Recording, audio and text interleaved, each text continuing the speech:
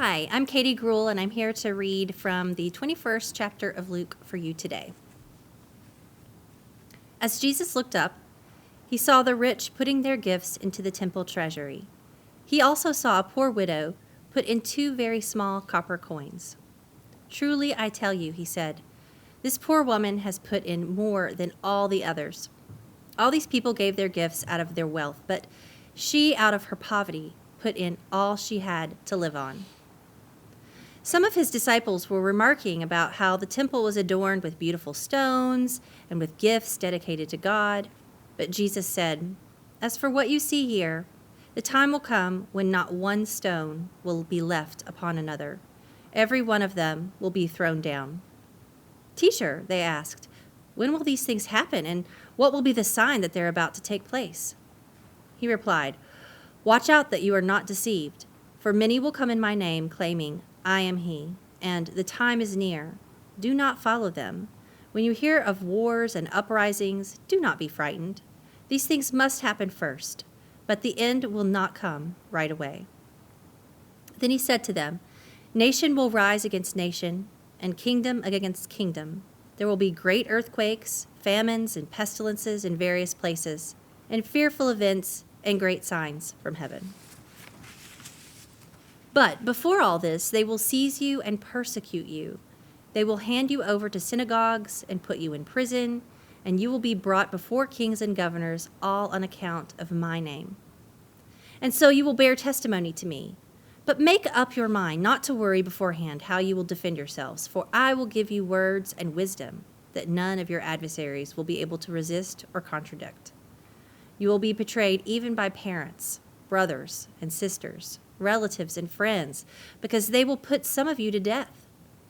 Everyone will hate you because of me, but not a hair of your head shall perish. Stand firm, and you will win life." When you see Jerusalem being surrounded by armies, you will know that its desolation is near. Then let those who are in Judea flee to the mountains. Let those in the city get out, and let those in the country not enter the city. For this is the time of punishment, in fulfillment of all that has been written. How dreadful it will be in those days for pregnant women and nursing mothers. There will be great distress in the land and wrath against this people. They will fall by the sword and will be taken as prisoners to all the nations. Jerusalem will be trampled on by the Gentiles until the times of the Gentiles are fulfilled. There will be signs in the sun, moon, and stars. On the earth, nations will be in anguish and perplexity at the roaring and tossing of the sea. People will faint from terror, apprehensive of what is coming on the world, for the heavenly bodies will be shaken. At that time they will see the Son of Man coming in a cloud with power and great glory. When these things begin to take place, stand up and lift your heads, because your redemption is drawing near." He told them this parable.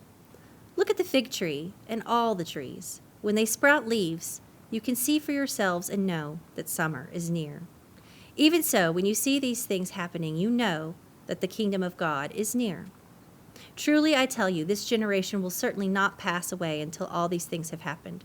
Heaven and earth will pass away, but my words will never pass away.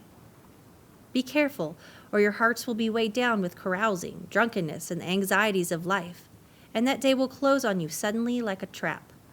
For it will come on all those who live on the face of the whole earth.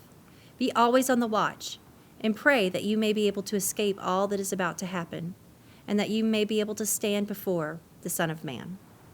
Each day Jesus was teaching at the temple, and each evening he went out to spend the night on a hill called the Mount of Olives.